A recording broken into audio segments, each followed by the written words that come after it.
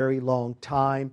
I'm located here in Tampa. I'm soon to let you be introduced. They're going to introduce themselves in just a moment, but I just want you to know how much I appreciate each of you taking time on this evening to tune in. You may have a difference of an opinion. The only thing that we're asking for is civility, an element of diplomacy. I think you're going to be blessed. We're going to cover a myriad of topics. I know this is going to be a real blessing to you. I want to introduce you to someone right now, and that is a very dear friend of mine, all the way from Detroit, Michigan. Please welcome Pastor Marlon Reed. Good evening, Bishop, and praise the Lord, as the old saints used to say. Of course, I'm Pastor Marlon Reed from Detroit, Michigan. Livonia, Michigan is where my church is located. I pastor a church called The River, and I'm delighted to be here tonight to talk and to do what we do when we're on the phone with each other talking about these subjects. And of course, we've been talking about doing this a long time and just going live and inviting other people to hear some of the things that, I think that are not being talked about. Thank you so much. And now, the youngest of the group, he's not just the youngest, he's the most handsome. And we always save the best for last, all the way from Georgia, beautiful state there, the Peachtree State. Please welcome a friend of ours, Pastor Vega. Please, Pastor Vega, introduce yourself, sir.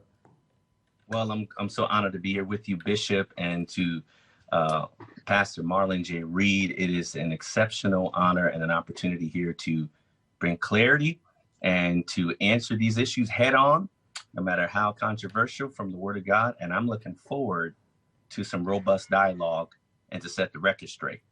Excellent. We're going to get into it right now. We're not going to waste any time. I promise you, this hour is going to fly. While you guys are watching wherever you are from around the country, I even have those that are watching right now in Europe. I have several that are watching that I know of that are in Africa. I want to welcome every single one of you, wherever you are, South America, North America. Thank you so much for taking a moment. This, again, we're live.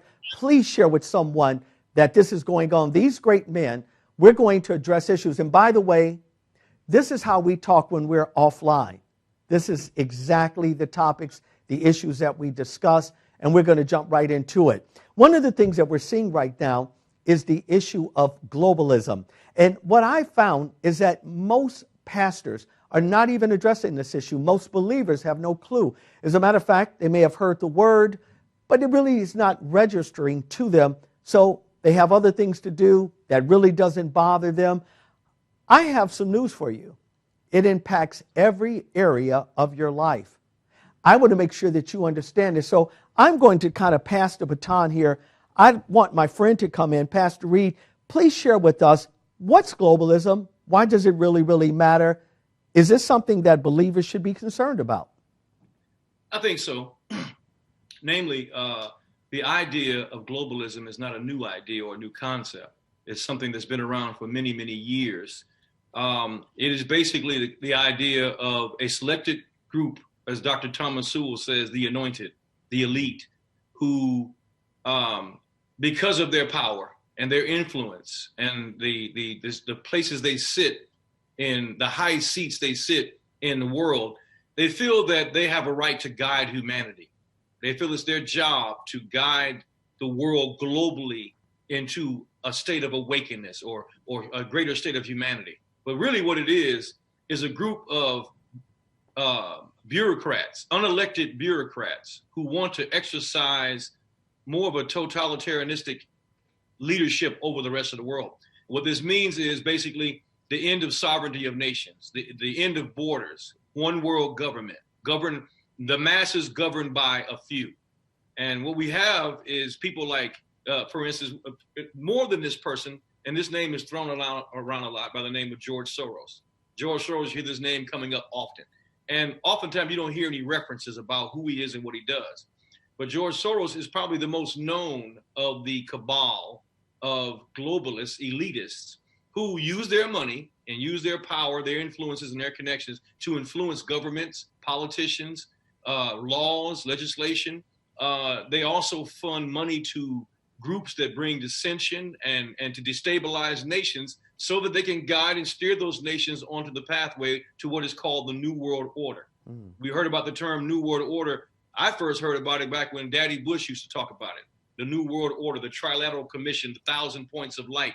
He would throw these terms out. They glittered, these generalities, they glittered, and you didn't know what they were talking about. It sounded great, but really it's about the United States of America conforming to what they feel is the joining together with this one mind across the globe of how the world should be governed. Is there Pastor Vega, is there a theological premise that believers should be concerned about in the description that Pastor Reed just shared? Oh, absolutely. I mean, when you look through the scripture, I mean, even theologically, systemically, when you look from Genesis to Revelation, you see this concept of some unifying a global leader. And you see the first typology that actually manifesting with Nimrod. Nimrod had the charismatic capacity and capability to draw all ethnicities and all nations together. And on the surface, he looked like he was very progressive and building things from different ethnicities and different persuasions. But underneath, he had a globalist agenda. The Bible called him a mighty hunter. Some theologians surmise that he actually hunted people and he would carouse and even pioneer certain aspects of slavery. So we have the typology of a leader who desires to bring together different ethnicities and nations, and on the surface may look unifying and even may look like it's racially reconciliatory, but actually has an insidious agenda to really push forward an ungodly, even an occultic and cultic emphasis, dealing with power mongering and dealing with making himself a god and a king. We see it with Nebuchadnezzar, we see it with Daniel, and ultimately the scripture speaks of an antichrist spirit that will arise, that would challenge and try to unify the world against God and the end time persecution that our Lord Jesus himself stated in Matthew 24. The people will come together, they'll push you out the temple, they'll think they're doing it for the Lord. So the typology is replete throughout the Old and the New Testament, Bishop. You know, it's interesting. I want to stay here just a minute longer. We won't labor here, but I want to make sure that our audience is really understanding this, because you gentlemen have really brought something that I think a lot of people are really missing. For instance, we heard about George Soros, but there are also people like Bill Gates. These are all individuals that are involved. And these gentlemen just said something, and I really want to go back to Pastor Reed on this just for a moment. So when we hear this and we hear globalism, why is this really, really bad? We heard the theological piece from Pastor Vega, but why is this bad? Why is it not a good idea to have, for instance, Bill Gates, one of the richest billionaires that there is on this planet? They're controlling the medicine. You got, again, the George Soros that are influencing politics, buying judges, buying district attorneys. Why, Pastor Reed, is this a bad idea? Wouldn't that make us more harmonious? Well, that's what Hitler thought. Huh. If he got rid of everybody he didn't like and didn't agree with him and brought everybody into one mindset, that he could control it better. That's what all dictators do. They promise liberty, but they enslave the people. The biggest problem why this is wrong is because it's not Christ-centered. Christ comes and gives us, as Christians, Christ brings us liberty. Every time Christianity has come to any nation, we saw freedom coming. We saw the embrace of freedom, freedom of speech. It elevated women. It elevated races, only when it was distorted and used improperly. But pure Christianity, pure Christian philosophy, as taught by the Lord Jesus Christ, liberates people. It's wrong because it is not Christ-centered. And number two, it takes away freedom. It's inhibiting of personal freedoms. It's the taking away of your singular choices in life. We remove all your options and you have to do what we say do. People like Bill Gates have been noted that they have said that the earth would be better if we only had 500 million people on the planet. Now we got 7 billion people on the planet. What would constitute for all those people to be wiped away and only 5? He said this. And I don't think the people are paying attention to and I know a lot of people have their feelings about President Trump. But when President Trump went and addressed the UN right in New York, and he made a declaration that America will never surrender its sovereignty. Well, that's a part of the UN manifesto. Their goal is to see the ending of all the sovereignty of all nations. Wait a minute, Pastor Reed. Nations be governed by one body of people. Are you telling this audience that at our United Nations, maybe some don't really understand the function of the United Nations here? Pastor Vega, would you take a moment, explain what is the real function of the United Nations? Who comprises the United Nations? And if you give us that illustration, I want to go back to Pastor Reed again, because he said that there's a leader that opposed it. Who is the United Nations? What are they comprised of, sir?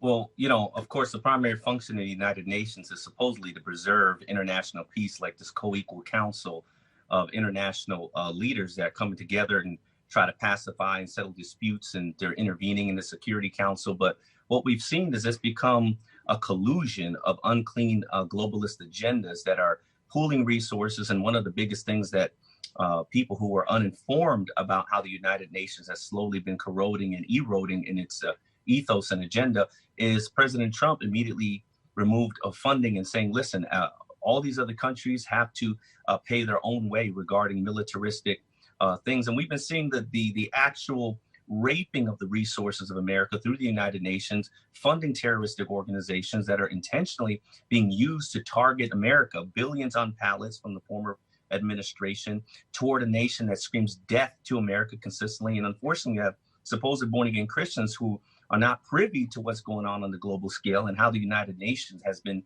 even on our soil, has been used to conspire against not only the agendas of America, but even to aggressively and ardently assault religious liberty in our nation. So it's unbelievable.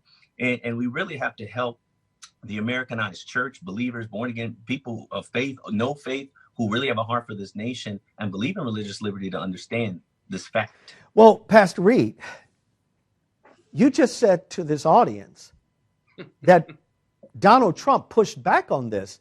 Yeah. If this is such a bad thing for the church, and this man is pushing back on it, this president is pushing back on it, why is he being fought? Why are Christian leaders fighting him? Why is it that they're not talking about these issues? Because these issues impact our moms, our dads, those that have loved ones that are perhaps hospitalized, talking about medicine and education. And why are they fighting President Trump, sir? Very simple.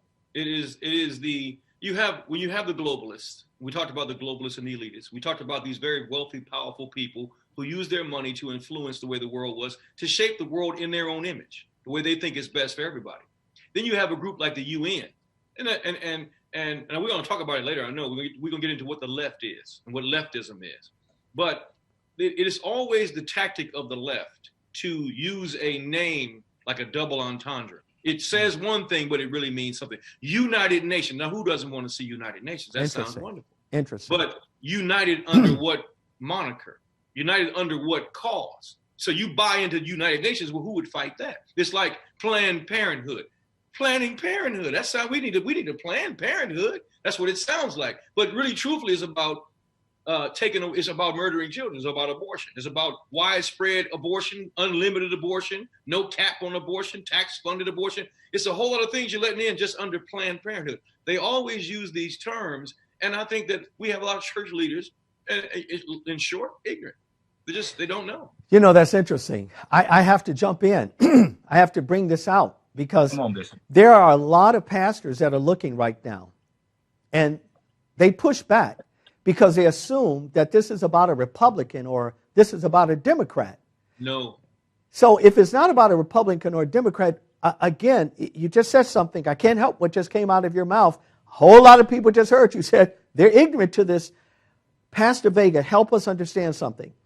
Why can't pastors see this? Why are they not seeing that you have a president that is pushing back, that's stripping tax dollars away, that's trying to defund these things?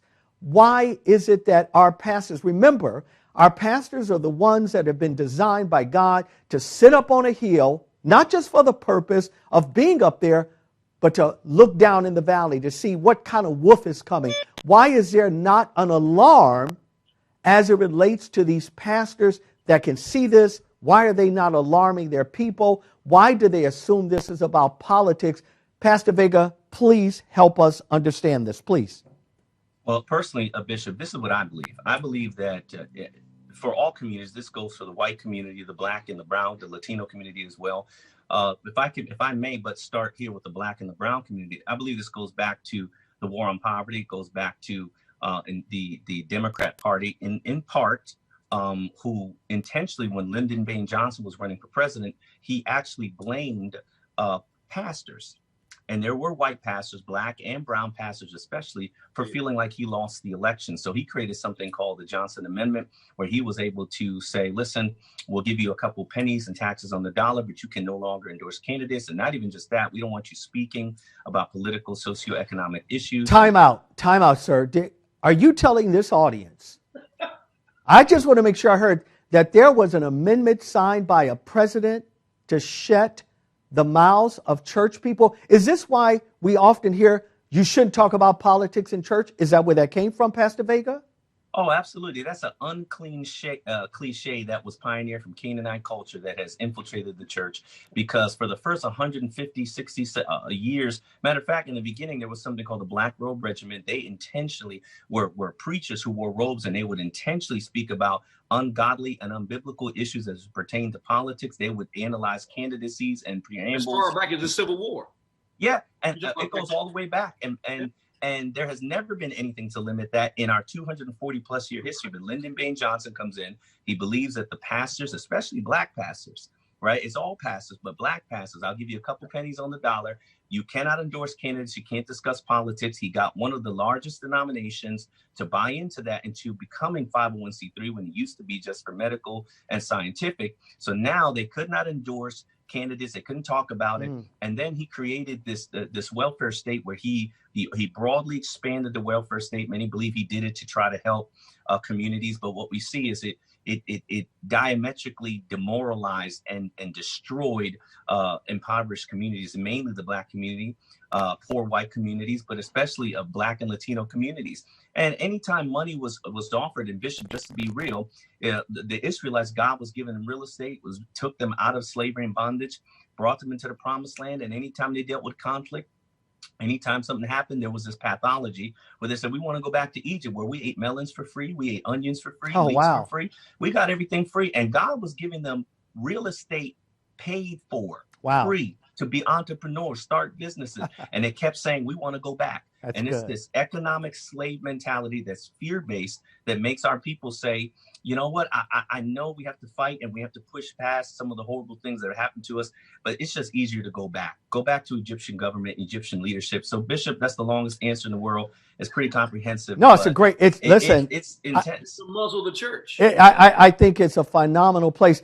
I want to shift gears here. I want to put the ball right now in Pastor Reed's court. I want him to lead us on anything that's on his heart, and then we'll begin to respond. Pastor Reed, please. Well, just to pick off what he said earlier, it's really a muzzle on the mouth of the preacher. How many preachers that we know now, as a matter of fact, when you start a ministry, the first suggestion is to become 501c3. And once you become 501c3, well, you got to follow these laws and these guidelines. But the actual truth is you don't need 501c3 if you're a church. You're already constitutionally protected. You already have the freedom of religion. As a matter, when people say, well, and I hear people say it ignorantly. Again, I'll use that word probably a lot tonight. They say it ignorantly. Well, the church needs to be taxed. And you hear language like this in things like the Equality Act that Biden is pushing. Hold it. Wait. What is the Equality Act? Because again, we're friends. Each of us on this stream, we know these terms. I'm fearful that not just the people, but I have a lot of pastors that follow me around the country and several outside of this country. They don't know what the Equality Act is. So help me, Pastor Reed. I'm going to go from you then to Pastor Vega. I'm going to say this. Yes. I'm going to say this, and then I want Vega to, because Vega says it better than I do. But I'm going to say this. With things like the Equality Act, and people say, well, the church is taking in so much money, they ought to be taxed for this money. Well, the real truth is little churches around the country, most of the churches, 95% of them are under 100 members. They're not taking in large amounts of money. If you begin to tax them, a lot of them won't be able to stay open. That's the truth of it. You'll just have the mega churches being represented. And people look at television and see mega churches, they say, well, all churches are like that. No, the average church is 80 to 100 members. And here's the first thing they don't understand is just like you can't tax the Native Americans, the Indians of Native Americans, you can't tax the church. Why? Because we were here before the United States of America was formed. The church was grandfathered in. You can't tax us any more than you can tax the Native American tribes. Because for one, and then if you were to tax us, then you definitely couldn't stop us from using our influence to push anything we want to in the nation. Because now we're paying taxes now. But this whole 501c3 and all this stuff that they push is to get churches into this umbrella where you are now dictated to by the government what you can say and what you can't. And if you don't, we're going to pull the strings and yank your funding. And this has a lot of pastors terrified, along with the Johnson Act, the 501c3, all these things. And the truth has not really been told, because you have a lot of people who are greedy, that take advantage of pastors that are starting up churches and leaning on for advice. And if they don't know any better, they jump on Now, 501c3 has its place. But for the church is a ecclesiastical charter. It does not have to be 501c3 because it's protected by the Constitution and freedom of religion. The government has no business telling the church anything any more than they can go on a reservation and tell the Indians what they can do. I'll tell you something else. Any more than they go to the That's Catholic. so good, Pastor. The Catholic Church, one thing that we don't understand about the Catholic Church is they are our city. They're a nation. The Vatican is a nation, and the Vatican has its own money. The Vatican has its own constitution. A Catholic Church in America operates like an embassy. That's why the Catholic Church, you can run inside and get sanctuary. You can get sanctuary in the Catholic Church because they are recognized as almost a nation operating as an embassy. And that's how the church, Jesus Christ, is supposed to operate in America, as an embassy. Yes, we're in America, but we're not of America. We're before America. And a lot of our ministers don't understand these things, and they don't understand the implications and the legalities of how these people use these strings and use these countermeasures to muzzle the church and keep the church silent. But Vega is great. Vega, I'm going to defer to you on the Equality Act because you got it down. Yeah, I want to hear about the equality, because I want to shift gears and ask a different question. But would you wrap up this piece, Pastor Vega, regarding the Equality Act? Most don't understand what it is, who's pushing it, and why it's detrimental. Would you give us a few moments, sir, on that? First of all, many unassuming, and I'm just going to say misinformed instead of the term ignorant, Christians, whether they be of color or not of color, they don't realize that Biden literally promised within the first 100 days of office that he was going to pass the Equality Act. And that's why it's so imperative that we fight to continue to hold the House in the sense of those who are affirming religious liberty, not necessarily a party, but those who will tolerate Christianity and not aggressively attack it. So the Equality Act is a bill in Congress that, if it's passed, would amend the Civil Rights Act, and listen carefully to all your audience members, that would prohibit discrimination on the basis of sexual orientation, gender identity, employment and housing, public accommodation, public education, federal funding, credit, juror systems, even extending into adoption. So in other words, people say, what's wrong with that? So just like Pastor Reed said, they will sanitize toxic terms and ideas with this sanitized term like equality. Who wouldn't want equality? The problem is that the Democrat Party, unfortunately, the new Democrat Party in particular, is constantly fighting and aggressively trying to repeal the consciousness of America from any Judeo-Christian ethic or value. So once this becomes part of the Civil Rights Act, we've even had some Supreme Court justices weigh in on it, and they've even admitted that when the Civil Rights Act was passed and they said sex, it meant between male and female, but that it may have to be amended and updated to incorporate sexual orientation. But the problem is, for years, pastors have been called conspiracy theories as they've been trying to tell Christians, especially of color, that this is going to intentionally attack the church. Therefore, religious exemption will be lifted, because just like you can't be a racist and want exemption for your racism, well, you can't be a sexual racist and have some form of exemption. So now pastors can be in prison, but not in prison in the name of Christianity, but in prison because you are a sexual racist and a bigot. And we'll only imprison you because we will repeal your 501c3. And for the 20 years your ministry has been in office, we will penalize you and fine you for every year that you did not pay taxation. So when you get a $150,000 bill and they say, if you don't pay this bill within 6 months, then we're going to be forced to imprison you, it'll never be put on the secular godless media that we imprison pastors because they were Christians. We imprison them because they were bigots. They couldn't pay their fine like every other American citizen. So unfortunately, we have to imprison this pastor. Now, this is what Black and brown and maybe some white Christians didn't care anything about, Bishop, when they went to that ballot box and they cast their ballot for Joe Biden. I want to shift, because this is a lot of information. And this is going to be a tough question. More important, it's going to be a very difficult to digest for people that are viewing. I want to know, starting with you, Pastor Reed, How is it possible? Maybe I'm missing something here, which is possible.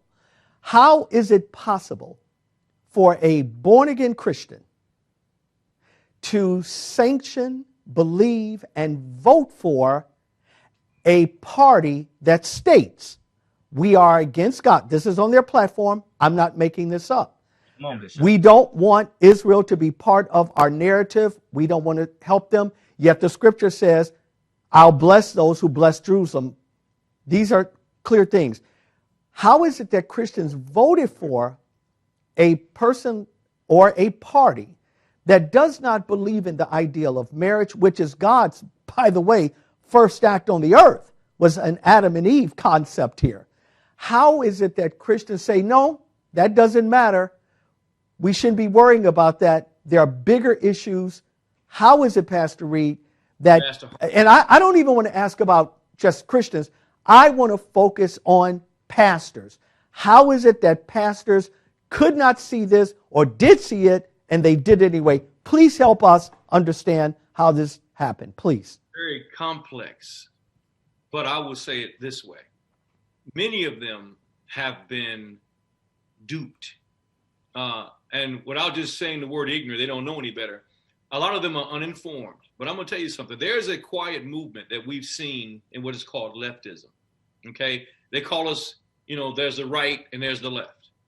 Leftism is a difficult thing to define, but basically it is the opposite of going right wing. It is the pushing of the leftists want to re-envision and reimagine America. They use those terms all the time. And you see the progressive. They use the word again. Here's that word, progressive. But is it really progressive? And they have infiltrated every sector of society, whether it's education, whether it's medicine, big pharma. They've infiltrated even theology schools. You'll find this even in some of the places like Harvard and Princeton theological seminaries, where there are leftist professors, people who hold to ideology of Marxism and socialism, are instructing pastors and instructing these men to go out, and they push these ideas, these leftist concepts. You get it from the schools of theology. Then on the other hand, when you go into the inner cities, you have the pastors that need funding and need money. And therefore politicians take advantage of those situations. And they get inside. If you often see a lot of pastors walking arm in arm with certain politicians. You see them marching in front of parades with them, and because there's a relationship going on. It's a syndication, one hand washing the other. So we have it from theological concepts being pushed that are leftists, that are Marxists, that are pushing these ideas of social justice that really sounds like it's great, but really when you explain it, understand what it does, it's not quite what you think it's supposed to do. So basically, you have all these ideologies, all these concepts coming from theological seminaries, coming from relationships with pastors, with platforms who need money, who want funding, who want favors. The politicians want to get into the churches and talk to your people, and the pastors want something in exchange for it. And they syndicate. So you have a lot of these pastors who have sold out. They have given themselves over to the favor of political capital to gain favor with politicians. Then you have those who have gone to schools of theology and they listen to theologians that teach them against any form of nationalism. Nationalism is a bad word, when really it just means that you love your country. Not over love it, not worship it, but hey, I love the country I live in. That's all. But they demonize these words. And you have pastors who sitting in these schools of theology, they're being taught almost socialistic Marxist ideas being wrapped in pseudo-Christian ideology. And so you look around and you have a bunch of pastors who think they're crusading for what's right, but really they're wanting to win a battle, but they don't know they're going to lose this war. I have a question on that to Pastor Vega then, because I am aware of so many pastors, and I've had several to say to me, well, Bishop Shines, you don't understand. We got to deal with the LGBTQ community. And what are we going to do? Just throw them all the way? And so it seems like they're implying, well, let's let them also make laws. Let's also let them influence our children. Is there something wrong with that? We are America, aren't we? Shouldn't we all be united? How do you address, Pastor Vega, Well, those you're type of homophobic. pastors that do that and say that? Well, Bishop, I think the issue with this is that the Bible does say, to love your neighbors, you love yourself. And there is definitely something for that discussion to weigh in on. When people are not born again, there may not be born again Christians, that there is a certain level of respectability of where we don't desire them to be bullied. We don't desire them to be murdered, massacred, killed. But I think it's a tremendous false equivalence when we start to equate, for example, things like the LGBT level of repute, or they're not fully accepting the normalization of the homosexual lifestyle. I believe that's something that's kind of a broader societal and discussion and across civilizations that predate even the formation of America. So this isn't something that has to do necessarily with bigotry. This really does have to do with understanding familial structures. It's that way in Asia, in Africa, in India, way beyond the United States of America. I think equating homosexuality with black skin is a completely egregious and offensive comparison to politicize a black pain for perverse politics. Because a homosexual at times can turn that on and off, but you can't turn on your melanin and turn it on and off. There was never straight and black water fountains. There were never German shepherds that were attacking and assaulting people on camera. So I understand people may not always accept that lifestyle, but it doesn't equal what happened with the Jim Crow South and Dred Scott and chattel slavery. That's false equivalence. So I believe we love homosexuals. We embrace them in our churches, and many were former homosexuals. The Bible says in 1 Corinthians 6 and around the 11th verse, it says that some of you were some of these things, liars, cheats, and it does place homosexuality in that category, but it doesn't say that God says that you're irredeemable. God says some of you once were, but you are no longer because of Christ. And I think there's a measure of cowardice, Bishop, that's going around the clergy ranks, where they don't know how to articulate and uphold kingdom cultures and values that are equal. And if we're talking about equality, then if I was once a womanizer and a fornicator sleeping around, impregnating, and if there are people who've had babies out of wedlock, spreading sexually transmitted diseases, and we can be discussed and say, hey, listen, you need to take responsibility. You need to be committed to your wife.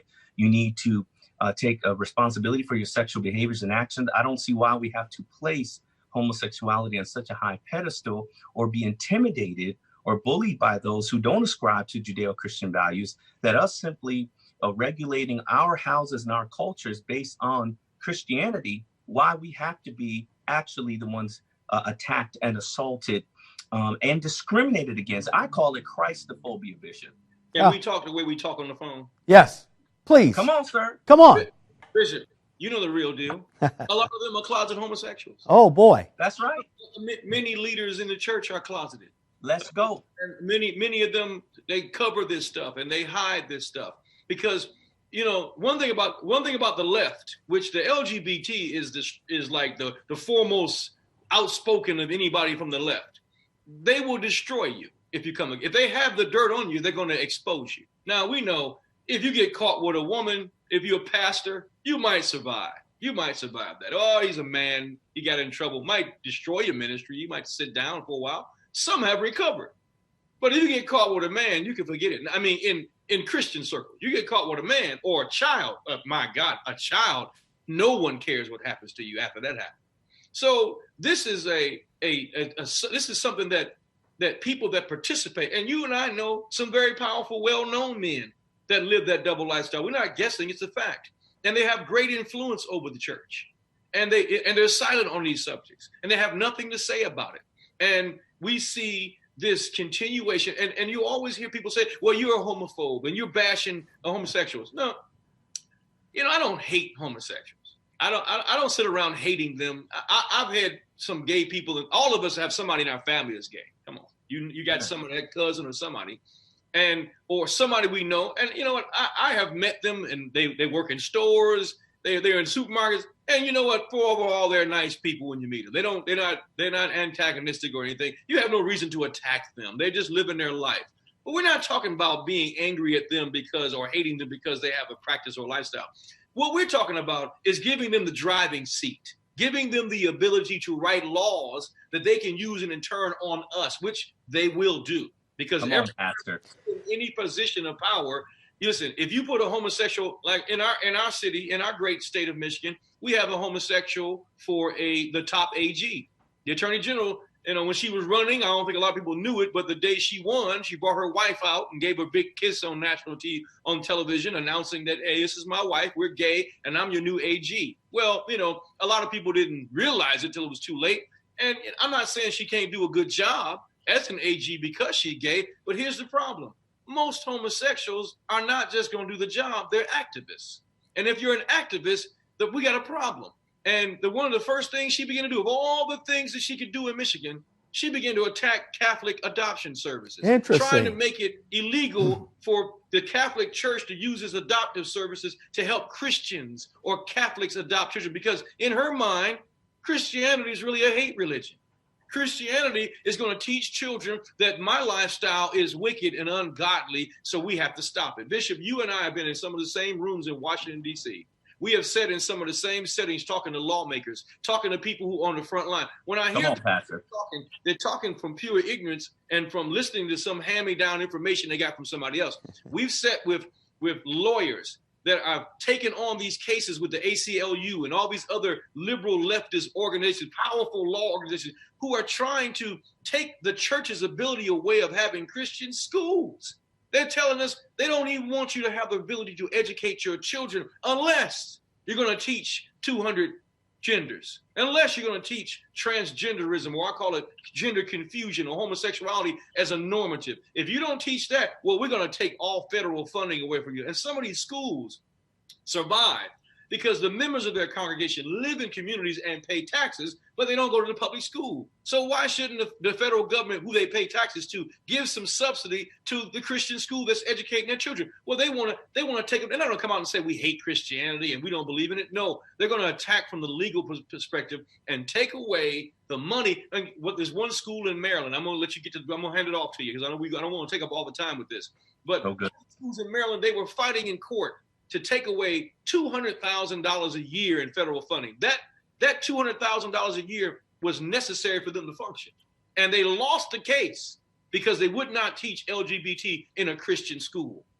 Wow. Now, doesn't the school shut down? Doesn't that go into the Equality Act? And when you sign it, and I don't think a lot of people really get the depth of this, and I'm going to move on, but here's the reality. Joe Biden says, hey, first thing I'm going to do in 100 days, I'm passing that Equality Act. I'm going to sign that bill.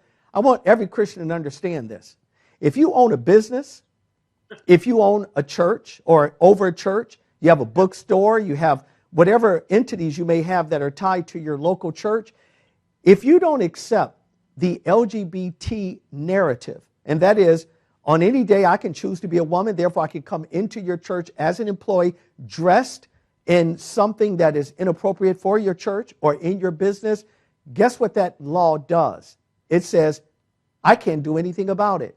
And therefore, let me go to the bathroom, let's have the bathroom situation. I'm a woman now, so I want to go to the women's bathroom. Exactly. And there would be zero. Now, guess what would happen to the church? People would begin to leave the church because their narrative comes from God, and they're never going to allow it. I want to switch gears here real quick because time is getting away from us. Yes, very quickly, though, sir. 10 seconds. And I quote, the bill also explicitly states, and I quote, that the Religious Freedom Restoration Act of 1993 shall not provide a claim concerning a defense or a covering or title or basis to challenge or enforce the Equality Act. So that this Equality Act would fully remove the 1993 Religious Freedom Restoration Act, which means there will be no religious exemption whatsoever. And so when Pastor Reed's talking about that, well, we got to love homosexuals, and every time you stand against them, there's a difference between a drug addict and a drug lord. And so there are people who we help addicts, we help restore them, we love them, but then there are people who are drug kingpins that need to be arrested, whole cartels that need to be taken down. And there is the LGBT cartel that has intentionally manipulated the Black and brown community in particular through the Civil Rights Act, which was strictly through the blood and the pain and the sweat of Black and brown people, and they have engendered sympathy to push an activist agenda that would attack religious freedom. And Pastor, we don't have the freedom of the gospel. How can a racist be reformed if we're not allowed to preach the full gospel? How can a real homosexual hater who wants to kill homosexuals, how can he be changed? Where he says, you know what, I shouldn't do this. If there's no freedom for us to preach the gospel because we are being targeted by activists. Well, I'll stop right there and conclude on that part by saying this. Once that happens, once that bill is passed, and this is why, yes, it matters who you vote for. See, when you don't know something, it can kill you.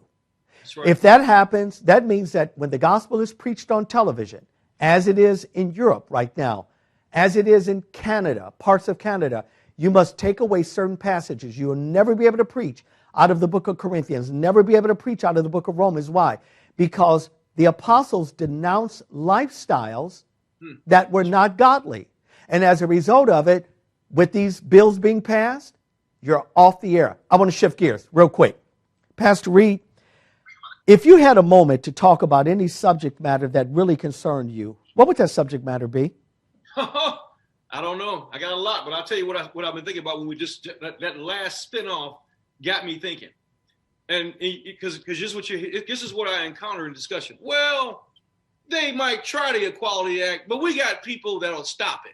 It won't. The Supreme Court won't pass it, and yeah, there's checks and balances. That'll never happen. But we now have a unique situation shaping up in our nation right now. If Joe Biden becomes the president, I know he's called himself the office of the president-elect, which there's no such thing as the office of the president-elect. Correct. Completely false. But if he becomes a president, you now have the veto power under control, and they will stack the courts. Why does that matter? So what if the courts are stacked? What does that matter? If they stack the courts and suddenly you have 20 Supreme Court justices or 15, or you want to add more to change it to become leftist, or to lean left, to be fair. Now you have a Supreme Court, and where they could not get things done through the proper course of legislation. We are still America, government by the people, for the people, of the people, right? Well, we the people. Well, when you can't get the nation on board, you have to use something else. And this is the tool of the left. You remember when gay marriage was being pushed and preached around the country, and they were trying to push everybody in a direction. But guess what? Was it 39 states voted it down? Correct. 39. That's right. States, almost all 40 states voted it down. Even California, Pastor. Yes. It's considered the most liberal state. Yeah. So what does that mean? That means that America said no, basically. And if you want to have it, then you 10 states do it. And all you people that want to be gay and be married, go to those states, but not make the whole nation. See, the plan of the left is to use the federal government to control the states. Yes. And the states are sovereign. You can't make Texas, and you're not supposed to make New York be like Texas if Texas don't want to be like New York. We are the United States of America. Every state has a constitution and sovereign. That's why President Trump couldn't force everybody to shut down. He couldn't do that because the states have sovereign power. But when they can't win by legislation, passing a vote, what's the next thing they do? They got to cause an incident to have a court case, to take it and push it up, the court cases, and to get to Supreme Court, and then try to use what is called judicial fiat. And now we no longer have a Supreme Court that's job is to interpret the law. Now we have a group of people who make the laws. Wow. And that is not the job of the Supreme Court. Their job is to interpret the laws that Congress makes that people vote on, not the other way around. But when you want to get something pushed and you can't get everybody on board with it, the left goes to the Supreme Court. So that's why they want to get in court and fight these and set precedents. And that's why they hate Donald Trump. They hate Donald Trump because he put in over 300 circuit court justices, lifetime appointments, and 3 Supreme Court justices. If this man was to win another term, there's no telling he would reverse the courts to such a degree that they would never be able to use judicial fiat again to pass laws upon people that we didn't vote for. Pastor Vega, if you had a moment and you could ask any question you wanted to, even though it may not be the subject we're talking about right now, what would that question be? My question would be to specifically the church. I have a burning passion for religious liberty, not because I'm a diehard Republican or I'm some derelict Democrat. I am a kingdom independent, and I would ask, why are you elevating things like race above life? Why are you elevating things like a race above marriage, family, the protection against catechization and indoctrination of children sexually who are prepubescent and don't even understand sexuality? Why are you trivializing the building blocks of civilization? Why, when Leviticus 18, verses 1 all the way through 22, the Lord tells the children of Israel, which would be the equivalent of the modern church today, he says, do not do these two things. Do not celebrate and champion and normalize sexual immorality. Do not sacrifice your children to the Molochs and the Baals, which is the theological equivalent to the abortion movement. He tells them two things. Now, he had a heart for the poor. He talked about all those things. He talked about being kind to foreigners. All that's important. But those are tertiary in the mind of God, because the building blocks of civilization is life.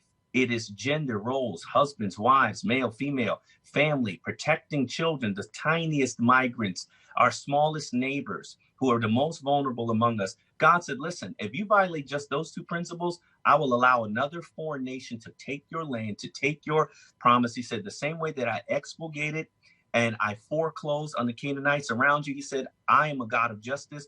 I will foreclose on you. And if God could foreclose on Israel on the basis of those two things alone, why in the world, Church of America, would you place race or your pocketbook above things like biblical marriage, biblical sexuality, biblical children, and expect that these godless, unclean oligarchs are going to look out for you racially while you trivialize and treat trite and disrespectfully the very building blocks of God's civilization? That is what infuriates me, Bishop, over this, because people, they love their own complexion more than they love the church. They love their pocketbook more than they love the gospel of the Lord Jesus Christ. And they want to convince us as preachers that we're off, and our expertise is that book. And that is what God has called us to teach. And they want to be Google experts on these subject matters. And we're telling you, this is not kingdom value system. It is first life. It is marriage. It is children. It is family. And then let's focus on the poor. Let's help the foreigner, the less fortunate. But if you can't have people born healthy in a marriage, you're creating destroyed, dysfunctional civilizations. And God, the three things he said, bestiality, child infanticide, and sexual immorality, those three things destroy the fabric of family. And how can God redeem if people aren't even committing to each other in marriage and raising up a godly seed? How can he say it? It's a satanic Luciferian agenda that many born-again Christians, especially of color, Bishop, voted, and they could care less about the church and the gospel. Wow. Pastor Reed, I know you're burning. I know you are. Because I know you. Bishop, I want to ask you something. Yes, sir. You know what? You know, a lot of times we come to you. You're like you're one of our spiritual go-to guys, especially with politics. You have a wealth of knowledge and information. You're engaged in these things weekly, constantly. We often hear in the church, and I hear it on my Facebook page all the time. Well, why are you harping on abortion? Why are Christians one subject people? Why is it always about gays and abortion? And that's all y'all talk about. What about racism and social injustice? What about why is abortion so important? I mean, now I know that any society that embraces the murdering and killing of innocent children, that does something to the consciousness.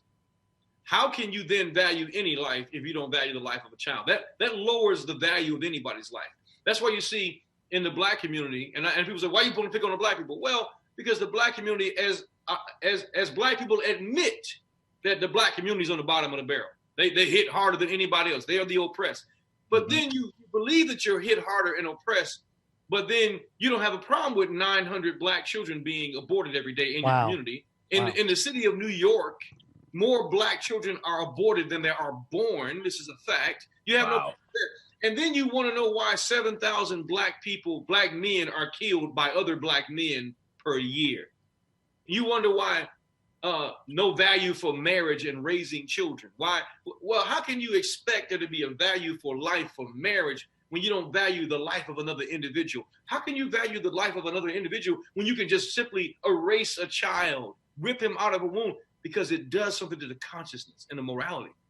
But Bishop, I want to defer to you, and I want to ask you, when people tell you why are you like a one single person? Why is that so important? Why are you a single voter? Why is this topic the only thing you talk about? Well, I answer them basically like this. Actually, I talk about a myriad of issues. I really do, a plethora of thought all the time. But life has to start somewhere. When you begin to take away the life, for instance, you hit on it even in the black diaspora. If blacks did not have abortions, they would be double in number. Now, why is that important? Why is it over 20 million black babies have been aborted, but I shouldn't care about it? Now, let me tell you why. As a father, and I hope I don't become emotional, as a father, I look at, and I'm not talking about just a biological father, I look at young women and young men that desire to be married, and I have people that I cry and I weep over because I want them to be married, but I know something has happened. They don't have a lot of choices. We have beautiful, beautiful young black and brown and white young women. They want marriage, but there's not a pool of guys for them to pull from. Why? We've aborted half of them. Wow. And what else are they do? What are they doing? They find love and emotion now in a woman because there's not a lot of choice. And then the men that are out there, hey, they can be whatever they want to be for that reason. Gentlemen, I know this is a hot topic, but we only have 6-7 minutes here left. We got to get out of here. I believe with all of my heart, if we don't address those issues, it's going to destroy us. Yes, Pastor Vega. Well, Bishop, this is incredible. I mean, literally since 1973, 65 million people murdered and killed in what I call the Auschwitz of America by the imperialist party of America, which presently has been championed and pushed by the New Democrat Party. How can we compare 600 kids at the border, and we're not being offensive, saying how could we ever leave those children parentless? They're actually still breathing. They're still being fed. They're still being clothed after traversing across the rough terrain. And we're the black and brown community and certain aspects of the white liberalized community literally will pull their hair out and say we are not pro-life. And they seem to be pro-life for everything but saving the smallest migrants that seek sanctuary and safety in a woman's womb, who just like little children cross the border in Mexico want to cross the border of the womb in safety without being murdered and exterminated. But we can be mad over 600 kids, which is, we're working on that. I haven't heard any administration say we don't care, we're not doing anything. That would be a problem. We're hearing people saying that we're working on that, but we could care less that almost more than half of the black population has been exterminated living. There's 44 million African Americans. 20 or 30 million of them have already been killed. Go ahead, sir. They're going to tell you, and I heard this, until the church starts preaching about adoption, it shouldn't preach about abortion. Well, let me tell you the fallacy. Let me tell you the fallacy of that. I'm an adopted kid. I came here because I had two great parents that got me from an orphanage and gave me a spot. But how do you compare 20 million murders? Now, people don't really realize this. You're talking about opening up the scalp while it's in the womb and sucking the brains out. You're talking about if the baby is alive, taking the little heart to sell it as little organs. And this is all documented. Body parts that are being sold. So when I hear about a church, well, why don't you have more adoptions going on? We can adopt 12 people a year, but are you comparing 12 people being adopted in a local church to 20,900,000 to 1,200 dying in the womb every day, just in one community alone? How do we juxtapose that and say that it's okay because we need to talk about that? No, I think we can chew gum and walk. Yeah. I think we can do both and. Right, I think that we have the ability to do these things. But that's a horrible argument. I believe we could hate racism because people always do this binary either or. I don't know about you, but I hate racism. I hate infanticide. I don't know why people always want to juxtapose that. And it's literally a straw man, a red herring to distract from the issue. Oh, look at the kids at the border. Look at adoption agencies. How can we be a viable force and solution if we are a permanent underclass of 13%, especially African Americans, and now census is saying it's declining? Who's going to have to pander to black votes? The goal is to exterminate the black population to such a degree we shut you up. We don't have to pander to you. We don't have to go to your communities. We don't have to offer you funding. Well, And then Pastor people Vega, put their we trust we in just Because Egypt. you already have your votes. Yeah. You already have your votes. well, here's Who the else you gonna deal. vote for? If I already Well, know that's that what happened in Egypt. well, that is what happened, gentlemen. We got to wrap this up. I'm going to give you 30 seconds. I'm going to talk about something real quick because we only got 4.5 minutes here. We got to hit Raphael Warnock. I was going to do it right now, man. I was just on a national talk show last night on Shannon Bream's show, and I addressed this issue. And we have a pastor, at least a minister, pastor, that is running for an office in Georgia. I love the state of Georgia. I've lived there before. Beautiful, beautiful place. But this guy believes in white people are demonic, because that's what black liberation theology teaches. He's already lifted up Dr. James Cone, who is one of the principal heads that, by the way, I'm an old Chicago boy that taught Dr. Jeremiah Wright. They believe that the problems that black people are having are all white, period, case closed, no responsibility for yourself. What do you say, Pastor Vega? You are a Georgian. You live in Georgia. Your church is in Georgia. Your children go to school in Georgia. How do you deal with Warnock, who is running for office? And you have 30 seconds. Bishop, this man said that abortion is reproductive justice. And this is the problem when we allow activists to hijack through LGBT influence real black plight and pain for that should bring progress. That man is delegitimized. A cursory overview of systematic theology will show you that the Baal and the worship of Moloch is synonymous in typology with the murder and the sacrifice of children. This man had the audacity and the unmitigated gall to say that's consistent with a biblical faith. Now listen, we can hate racism, we can stand against injustice, but Christians can't get race right and get life wrong, because if we can't breathe, we can't seek equity, we can't seek equality. I'm going to be opposing this man publicly in the coming days, and I'm going to challenge him, Bishop, because that is absolutely antithetical to New Testament teaching and is even cultic, occultic, and heretical to ever breathe something like that and use the pulpit that one of the greatest civil rights emancipators that God raised up, and to cause the Equality Act to rise from here and to try to push genocide on a black community. He is completely deceived and he needs to be stopped. Warlock, what's his name? Yes, he is. He's a great threat if he wins the seat, because he's going to be and when we were talking about earlier about these men who are plants, yes, they've been planted in the church. They're not really, like John said, they were not with us yes. in the first place. They were never a part of us. This describes this type of person. And he's a black leader. And really, he's nothing more than a Marxist. He's also espousing Marxist. That's right. He's saying the black community hope is to go into Marxism, which is going to be anti-Christian, leaving God. That's what all Marxism does. And here's the thing: with all of the disparity among the black community, 90% of the homes fatherless, 72% of black women single, with the death rate among young black men, 7,000 black men murdered annually, 900 black children aborted daily. When you start going down the list of how many are not married, how many homes are broken, do we really need to push Marxism and homosexuality to a bunch of fatherless children? Wow. My God. Pastor Vega, we have less than 2 minutes. I'm going to let you begin to wrap up. We're going to then hear from Pastor Reed. Anything you want to say to the audience? Real quick, you have 37 seconds. Go. Listen, I want to admonish you. Listen, I know we've been expressing passionately, but people of God, listen to me.